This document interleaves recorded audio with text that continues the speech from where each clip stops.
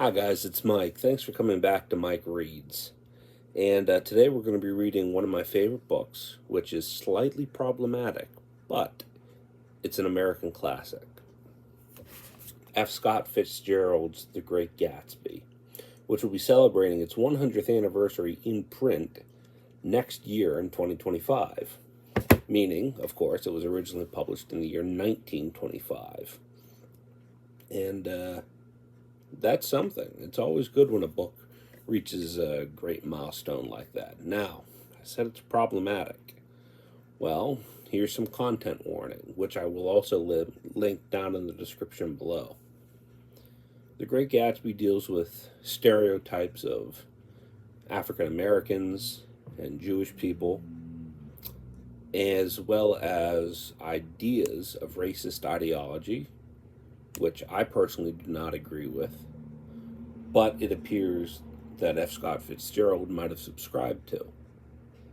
So, we'll talk a little bit about that later, but I wanted to just get that out of the way and tell you about it in case you feel like you don't want to watch it. That's okay. You don't have to. So, a little bit about The Great Gatsby. It's told from the point of view of a young man named Nick Carraway, a bond salesman, originally from out west, who has moved to New York City, and he's trying to just not necessarily make a name for himself, but he's trying to be successful in the 1920s, which was well known as a time in history, looking back on it now, that was wild and raucous and insanely successful for people after the victory of the First World War by the Allied powers. And it's Nick's story as he interacts with his cousin Daisy Buchanan and her husband Tom, who Nick knew from when he was in college. But it's also the story of a young man named Jay Gatsby, who has a troubled life, which is probably the most polite way of saying it. Jay is rich, but he has a secret. And man, they don't write him like that anymore. And if they do, it's usually dime store novels. But we don't want to get too far ahead of ourselves. We want to read the first chapter. So this is F. Scott Fitzgerald's The Great Gatsby, dedicated to his wife, Zelda.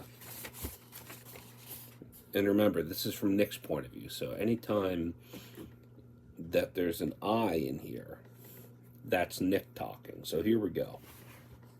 Chapter 1. In my younger and more vulnerable years, my father gave me some advice that I've been turning over in my head ever since. Whenever you feel like criticizing anyone, he told me, just remember that all the people in this world haven't had the advantages that you've had. He didn't say any more, but we've always been unusually communicative in a reserved way, and I understood that he meant a great deal more than that. In consequence, I'm inclined to reserve all judgments, a habit that has opened up many curious natures to me and also made me the victim of not a few veteran bores. The abnormal mind is quick to detect and attach itself to this quality when it appears in a normal person, and so it came about that in college I was unjustly accused of being a politician because I was privy to the secret griefs of wild, unknown men. Most of the confidences were unsought. Frequently, I feigned sleep, preoccupation, or hostile levity when I realized by some unmistakable sign that an intimate revelation was quivering on the horizon. For intimate revelations of young men, or at the least the terms in which they express them, are usually plagiaristic and marred by obvious suppressions. Reserving judgment is a matter of infinite hope. I am still a little afraid of missing something if I forget that, as my father snobbishly suggested, and I snobbishly repeat, a sense of the fundamental decencies is parceled out unequally at birth. And after boasting this way of my tolerance, I come to the admission that it has a limit. Conduct may be founded on the hard rock or the wet marshes, but after a certain point, I don't care what it's founded on. When I came back from the East last autumn, I felt I wanted the world to be in uniform and at a sort of moral attention forever. I wanted no more riotous excursions with privileged glimpses into the human heart. Only Gatsby, the man who gives his name to this book, was exempt from my reaction. Gatsby, who represented everything for which I have an unaffected scorn. If personality is an unbroken series of successful gestures, then there was something gorgeous about him, some heightened sensitivity to the promises of life, as if he were related to one of those intricate machines that register earthquakes 10,000 miles away. This responsiveness has nothing to do with that flabby impressionability, which is dignified under the name of the creative temperament. It was an extraordinary gift for hope, a romantic readiness such as I have never found in any other person, and which it is not likely I shall ever find again. No. Gatsby turned out all right at the end. It is what preyed on Gatsby, what foul dust floated in the wake of his dreams that temporarily closed out my interest in the abortive sorrows and short-winded elations of men. My family have been prominent, well-to-do people in this middle western city for 3 generations. The Carraways are something of a clan, and we have a tradition that we're descended from the Dukes of Buccleuch. I can't pronounce that word. Buccleuch. But the actual founder of my line was my grandfather's brother, who came here in 51, sent a substitute to the Civil War, and started the wholesale hardware business that my father carries out to this day. I never saw this great uncle, but I'm supposed to look like him, with special reference to the rather hard-boiled painting that hangs in my father's office. I graduated from New Haven in 1915, just a quarter of a century after my father, and a little later I participated in that delayed tectonic migration known as the Great War. I enjoyed the counter-raid so thoroughly that I came back restless. Instead of being the warm center of the world, the Middle West now seemed like the ragged edge of the universe. So I decided to go east and learn the bond business. Everybody I knew was in the bond business, so I suppose it could support one more single man. All my aunts and uncles talked it over as if they were choosing a prep school for me, and finally said, "Why, yes," with very grave, hesitant faces. Father agreed to finance me for a year, and after various delays, I came east. Permanently, I thought, in the spring of 22. The practical thing was to find rooms in the city, but it was a warm season, and I had just left a country of wide lawns and friendly trees. So when a young man at the office suggested that we take a house together in a commuting town, it sounded like a great idea.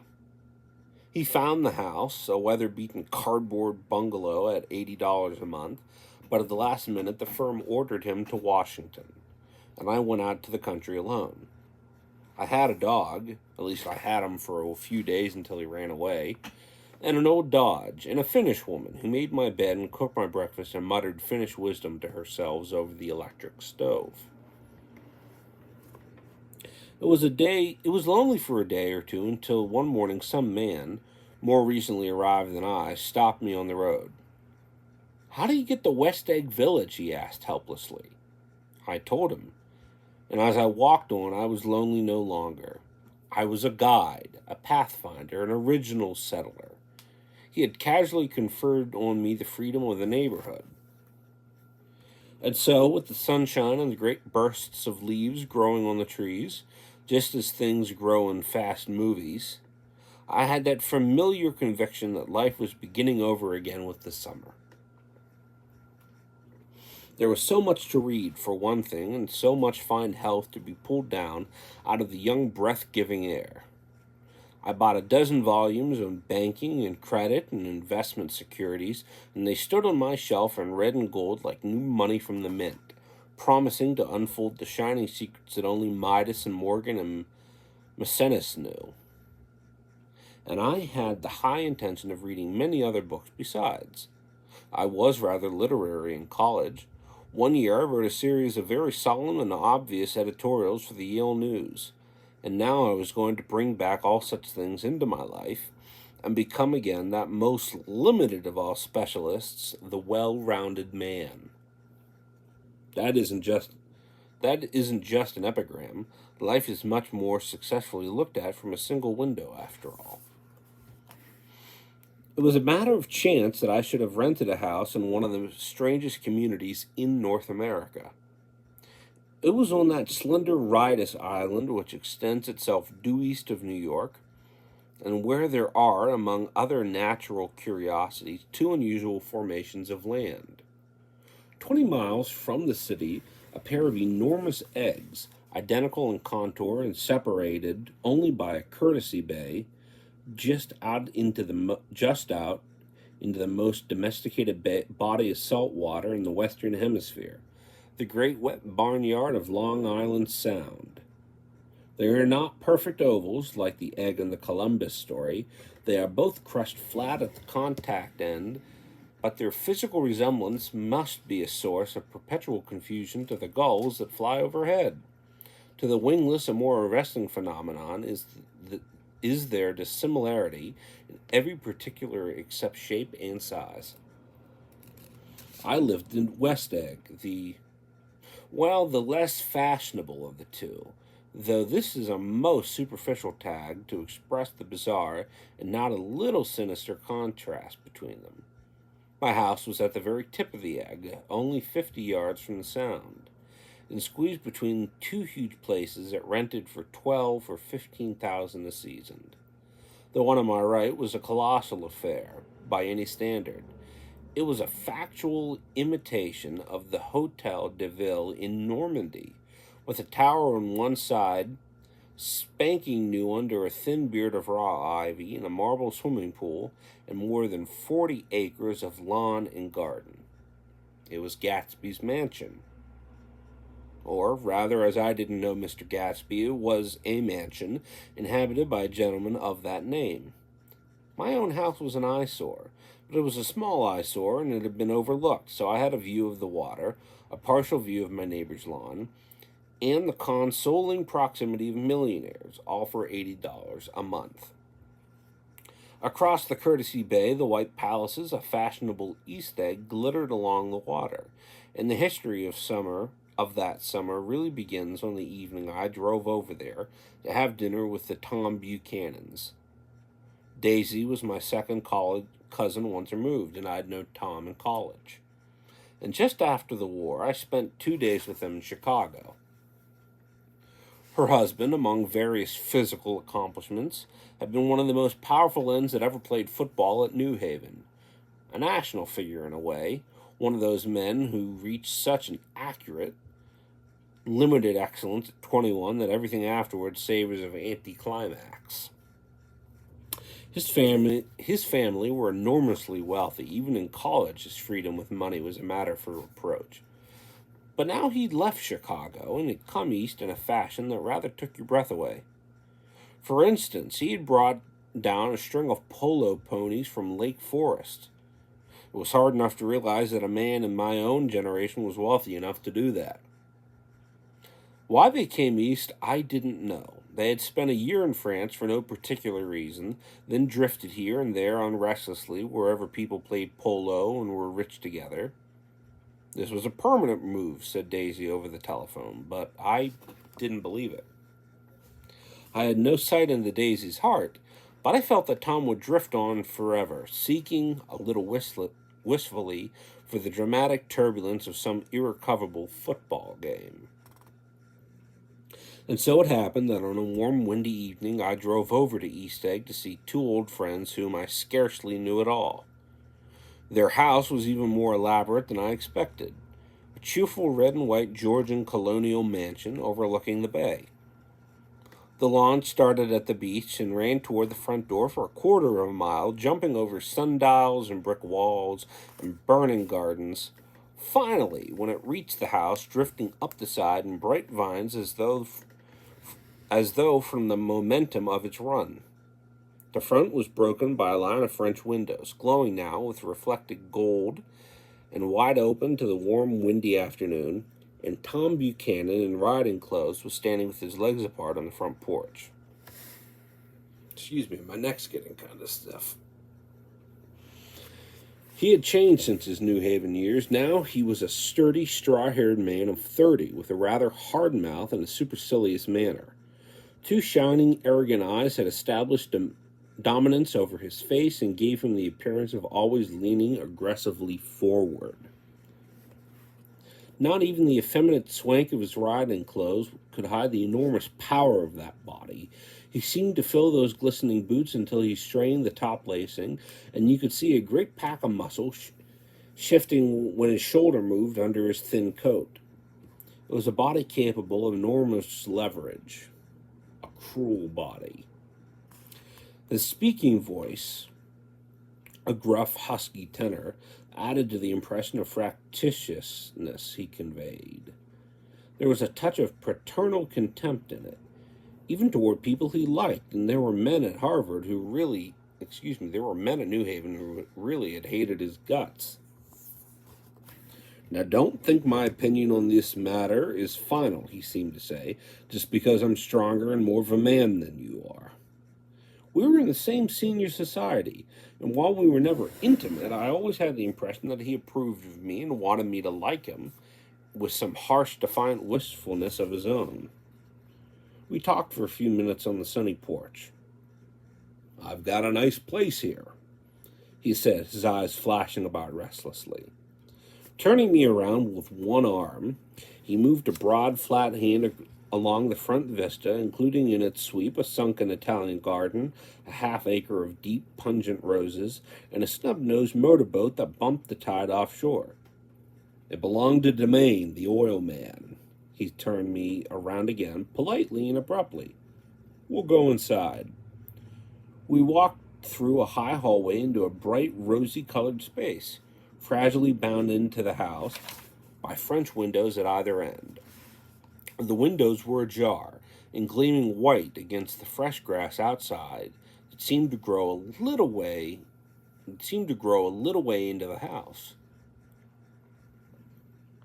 A breeze blew through the room, blew curtains in at one end and out the other like pale flags, twisting them up and around the frosted wedding cake of the ceiling, and then rippled over the wine-colored rug, making a shadow on it as wind does on the sea. The only completely stationary object in the room was an enormous couch on which two young women were buoyed up as though they were upon an anchor balloon. They were both in white, and their dresses were rippling and fluttering as they had just been blown back in after a short flight around the house. I must have stood there for a few minutes, listening to the whip and snap of the curtains and the groan of a picture on the wall. Then there was a boom as Tom Buchanan shut the rear windows and the caught wind died out of the room, and the curtains and the rugs and the two young women ballooned slowly down to the floor. The younger of the two was a stranger to me. She was extended full length at her end of the divan, completely motionless, with her chin raised a little, as if she was balancing something on which that was quite likely to fall. If she saw me out of the corner of her eye, she gave no hint of it. Indeed, I was almost surprised into murmuring an apology for having disturbed her by coming in. The other girl, Daisy, made an attempt to rise. She leaned slightly forward with a conscientiousness expression. Then she laughed, an absurd, charming little laugh, and I laughed too and came forward into the room. "I'm paralyzed with happiness." She laughed again, as if she had said something very witty, and held my hand for a moment, looking up into my face, promising that there was no one in the world she so much wanted to see. That was a way she had. She hinted in a murmur that the surname of the balancing girl was Baker. I heard it said that Daisy's murmur was only to make people lean forward toward her, an irreverent criticism that made it no less charming. At any rate, Miss Baker's lips fluttered. She nodded to me almost imperceptibly, and then quickly tipped her head back again. The object she was balancing had obviously tottered a little and given her something of a fright. Again, a sort of apology rose to my lips. Almost an exhibition of complete self-sufficiency draws a stunned tribute from me. I looked back at my cousin, who began to ask me questions in her low, thrilling voice. It was the kind of voice that the ear follows up and down, as if each speech is an arrangement of notes that will never be played again. Her face was sad and lovely, with bright things in it, bright eyes and a bright, passionate mouth, but there was an excitement in her voice that men who had cared for her found difficult to forget. A singing compulsion, a whispered, "Listen." I promised that she had done gay, exciting things just a while since, and that there were gay, exciting things hovering in the next hour. I told her I had stopped off in Chicago for a day on my way east, and how a dozen people had sent their love through me. "Do they miss me?" she cried ecstatically. "The whole town is desolate. All the cars have their left rear wheel painted black as a mourning wreath, and there's a persistent wail all along the North Shore. How gorgeous! Let's go back, Tom, tomorrow." Then she added irreverently, "You ought to see the baby." "I'd like to." "She's asleep. She's 3 years old. Haven't you seen her?" "Never." "Well, you ought to. She's—" Tom Buchanan, who had been hovering restlessly about the room, stopped and rested his hand on my shoulder. "What you doing, Nick?" "I'm a bondman." "With who?" I told him. "Never heard of them," he remarked decisively. This annoyed me. "You will," I answered shortly. "You will if you stay in the East." "Oh, I'll stay in the East, don't worry," he said, glancing at Daisy and then back to me, as if he were alert for something more. "I'd be a goddamned fool to live anywhere else." At this point, Miss Baker said, "Absolutely," with such suddenness that I started. It was the first word she had uttered since I came into the room. Evidently, it surprised her as much as it did me, for she yawned, and with a series of rapid, deft movements, stood up into the room. "I'm stiff," she complained. "I've been lying on that sofa for as long as I can remember." "Well, don't look at me," Daisy retorted. "I've been trying to get you to go to New York all afternoon." "No, thanks," said Miss Baker to the 4 cocktails just in from the pantry. "I'm absolutely in training." Her host looked at her incredulously. "You are?" He took his drink as if it were a drop in the bottom of a glass. "How you ever get anything done is beyond me." I looked at Miss Baker, wondering what it was she got done. I enjoyed looking at her. She was a slender, small-breasted girl with an erect carriage, which was accentuated by throwing her body forward at the shoulders like a young cadet. Her gray, sun-strained eyes looked at me with polite, reciprocal curiosity out of a wan, charming, discontented face.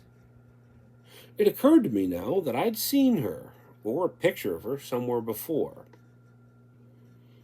"You live in West Egg," she remarked contemptuously. "I know somebody there."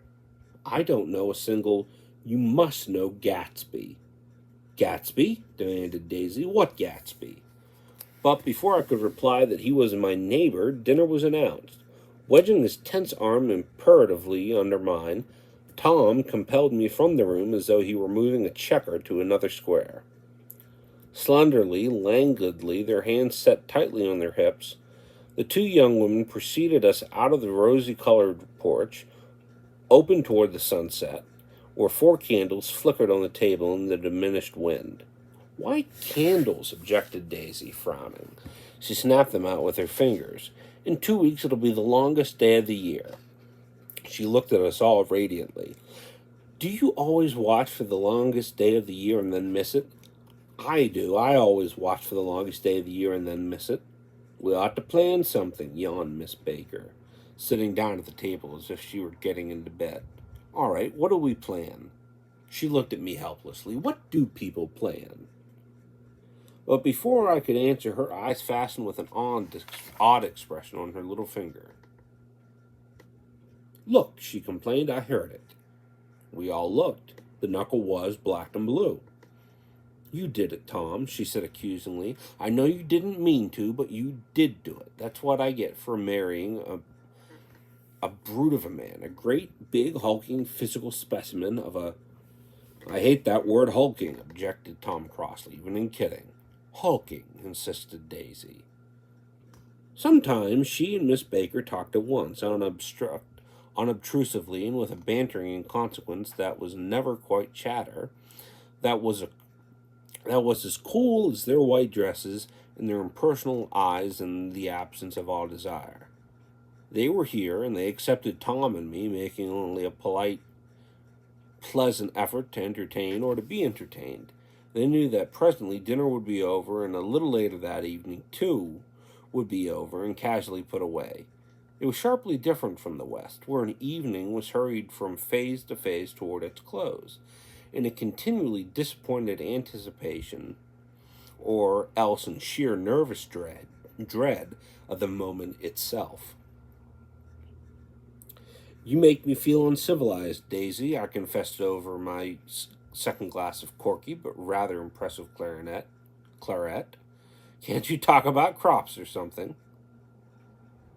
I meant nothing in particular by this remark, but it was taken up in an unexpected way. Civilization's gone to pieces, broke out Tom violently. I've gotten to be a terrible pessimist about things. Have you read The Rise of the Colored Empires by this man Goddard? Why, no, I answered, rather surprised by his tone. Well, it's a fine book, and everybody ought to read it. The idea is that if we don't look out, the white race will be utterly submerged. It's all scientific. It's been proved.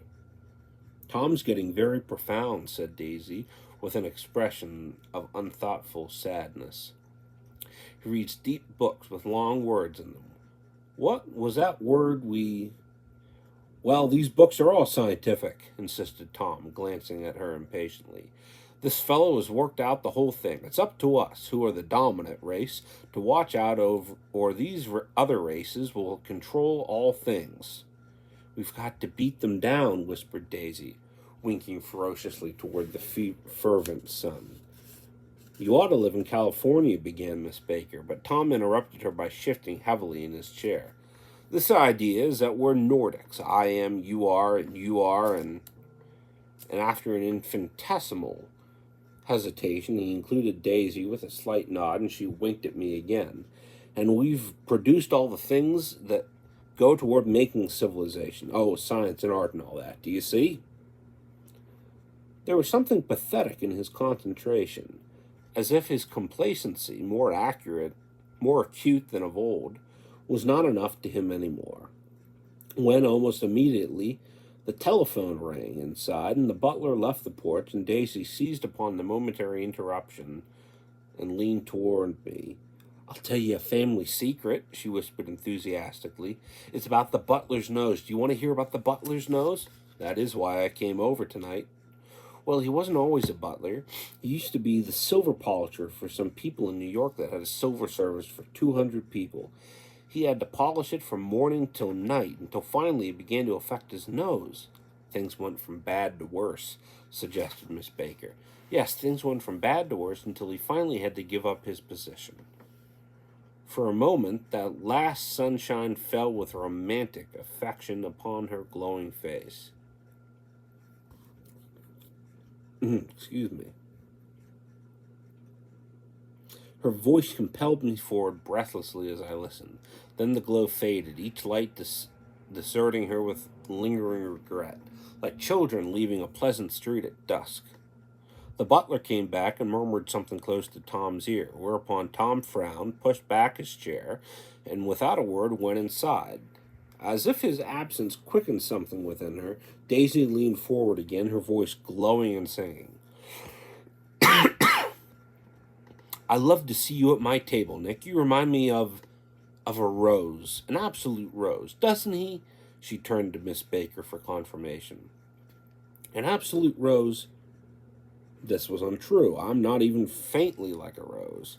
She was only extemporizing, but a stirring warmth flowed from her, as if her heart was trying to come out of to as if her heart was trying to come out to you, concealed in one of those breathless, thrilling words. Then suddenly she threw her napkin on the table and excused herself and went into the house. Miss Baker and I exchanged a short glance conspicuously devoid of meaning.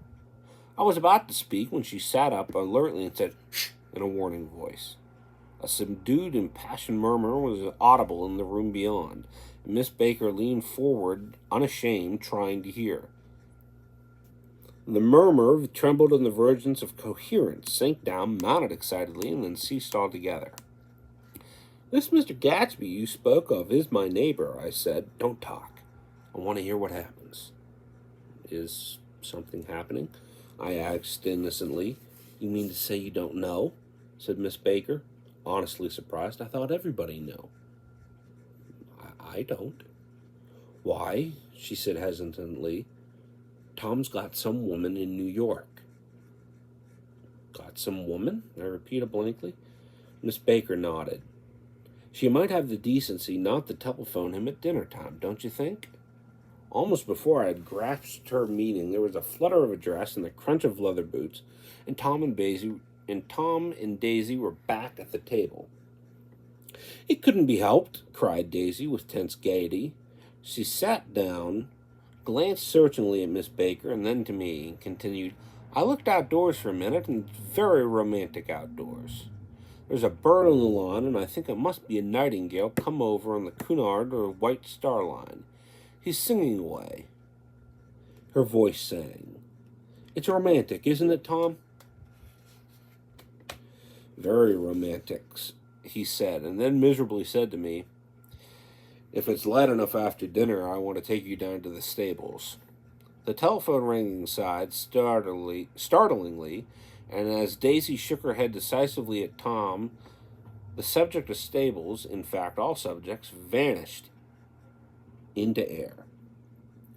Among the broken fragments of the last 5 minutes at table, I remember the candles being lit again pointlessly, and I was conscious of wanting to look squarely at every one, and yet to avoid all eyes. I couldn't guess what Daisy and Tom were thinking, but I doubt if even Miss Baker, who seemed to have mastered a certain hearty skepticism, was able utterly to put this fifth guest's shrill metallic urgency out of mind. To a certain temperament, the situation might have seemed intriguing. My own instinct was to telephone immediately for the police. The horses, needless to say, were not mentioned again. Tom and Miss Baker, with several feet of twilight between them, strolled back into the library, as if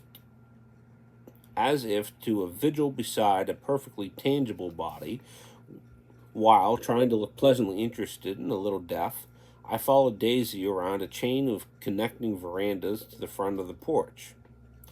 In its deep gloom, we sat down side by side on a wicker settee.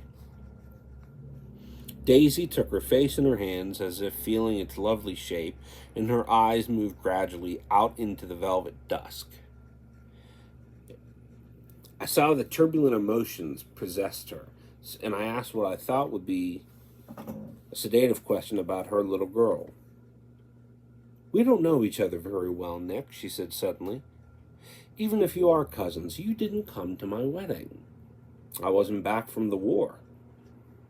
"That's true," she hesitated. "Well, I've had a very bad time, Nick, and I'm pretty cynical about everything." Evidently, she had reason to be. I waited, but she didn't say any more, and after a moment I returned rather feebly to the subject of her daughter. "I suppose she talks and eats and everything?" "Oh, yes." She looked at me absently. "Listen, Nick, let me tell you what I said when she was born. Would you like to hear?" "Very much. It'll show you how I've gotten to feel about things. Well, when she was less than an hour old and Tom was God knows where, I woke up out of the ether and was utterly abandoned and asked the nurse right away if it was a boy or a girl. She told me it was a girl, so I turned my head away and wept. All right, I said, I'm glad it's a girl, and I hope she'll be a fool. That's the best thing a girl can be in this world, a beautiful little fool. You see, I think everything's terrible anyhow, she went on in a convinced way. Everybody thinks so. The most advanced people, and I know. I've been everywhere and seen everything and done everything. Her eyes flashed around in a defiant way, rather like Tom's, and she laughed with thrilling scorn. Sophisticated. God, I'm sophisticated. The instant her voice broke off, ceasing to compel my attention, my belief, I felt the basic insincerity of what she had said. It made me uneasy, as though the whole evening had been a trick of some sort to exact a contributory emotion from me. I waited, and sure enough, in a moment she looked at me with an absolute smirk on her lovely face, as if she had asserted her membership into a rather distinguished secret society to which she and Tom belonged. Inside the crimson room was blooming with light. Tom and Miss Baker sat at either end of the long couch, and she read aloud to him the Saturday Evening Post, the words, murmurous and uninterflected, running together in a smooth tune. The lamplight, bright on his boots and dull on the autumn leaf yellow of her hair, glinted along the paper as she turned a page with a flutter of slender muscles in her arm. When we came in, she held us silent for a moment with a lifted hand. To be continued, she said, tossing the magazine on the table, in our very next issue. Her body asserted itself with a restless movement of her knee, and she stood up. 10 o'clock, she remarked, apparently finding the time on the ceiling. Time for this good girl to go to bed. Jordan's going over to play in the tournament tomorrow, explained Daisy, over at Westchester. Oh, you're Jordan Baker. I knew now why her face was familiar. Its pleasing, contemptuous expression had looked out at me from many rotogravure pictures of the sporting life at Asheville and Hot Springs and Palm Beach. I had heard some story of her, too, a critical and unpleasant story, but what it was I had forgotten long ago. Good night, she said softly. Wake me at 8, won't you? If you'll get up, I will. Good night, Mr. Carryway. See you anon. Of course you will, confirmed Daisy. In fact, I think I'll arrange a marriage. Come over often, Nick, and I'll sort of, fling you together. You know, lock you accidentally in linen closets and push you out to sea in a boat and all that sort of thing. Good night, called Miss Baker from the stairs. I haven't heard a word. She's a nice girl, said Tom after a moment. They oughtn't to let her run around the country this way. Who oughtn't to? Inquired Daisy coldly. Her family. Her family is one aunt about 1,000 years old. Besides, Nick's going to look after you, aren't you, Nick? She's going to spend lots of weekends over here this summer. I think the home influence will be very good for her. Daisy and Tom looked at each other for a moment in silence. Is she from New York? I asked quickly. From Louisville. Our white girlhood was passed together there. Our beautiful white... Did you give Nick a little heart-to-heart talk on the veranda? Demanded Tom, suddenly. Did I? She looked at me. I can't seem to remember, but I think we talked about the Nordic race. Yes, I'm sure we did.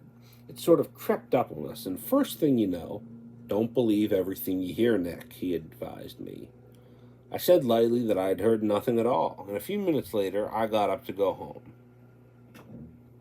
They came out to the door with me and stood side by side in a cheerful square of light. As I started my motor, Daisy called, Wait! I forgot to ask you something. It's important. We heard you were engaged to a girl out west. That's right, corroborated Tom kindly. We heard that you were engaged. It's all libel. I'm too poor. But we heard it, insisted Daisy, surprising me by opening up again in a flower-like way.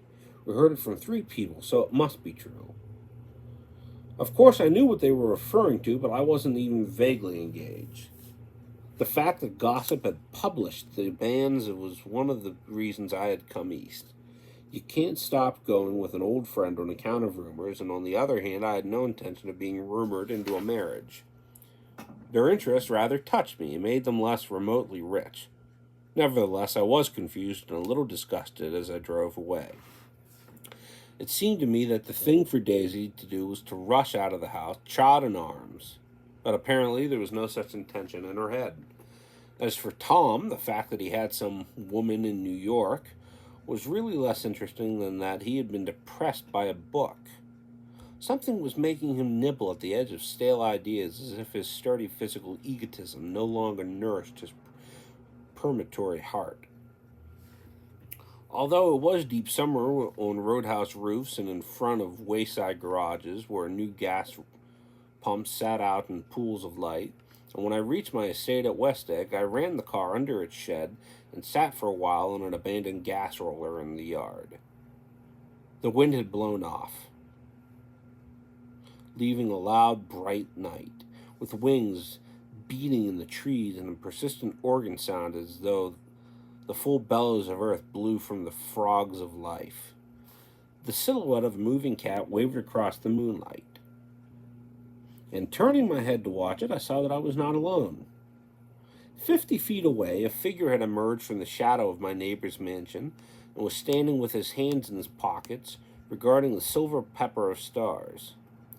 Something in his leisurely movements and the secure position of his feet upon the lawn suggested that it was Mr. Gatsby himself, come to determine what share was his of our local heavens. I decided to call to him. Miss Baker had mentioned him at dinner, and that would do for an introduction. But I didn't call to him, for he gave a sudden intimation that he was content to be alone. He stretched out his arms toward the dark water in a curious way. Far as I was from him, I could have sworn he was trembling. Involuntarily, I glanced seaward and distinguished nothing except a single green light, minute and far away, that might have been at the end of a dock. When I looked out once more for Gatsby, he had vanished, and I was alone again in the unquiet darkness. And that is the first chapter of The Great Gatsby. Oh, me, my. That's a lot of reading. My neck is stiff, and my voice is rather hoarse, but that's okay. Now, we're 42 minutes into this video, and I said that we would talk a little bit about, I think I said we would talk a little bit about Scott Fitzgerald's problems. As you heard in the first chapter, Tom Buchanan has some race issues, and so did F. Scott Fitzgerald. If you're a fan of F. Scott Fitzgerald, he was a good writer. He was a brilliant writer, but he had some issues with race. He perpetually used slurs for African Americans all throughout his short stories and his novels whenever they were mentioned. And yeah.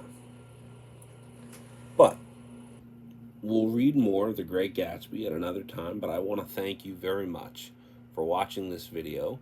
And our next video, I think I'm going to talk about a movie. I know it's not going to be a reading video, but I think we're going to talk about a movie called Waking Life by, I believe his name is Richard Linklater. So, again, thank you so much for watching, and I'll see you next time. Bye.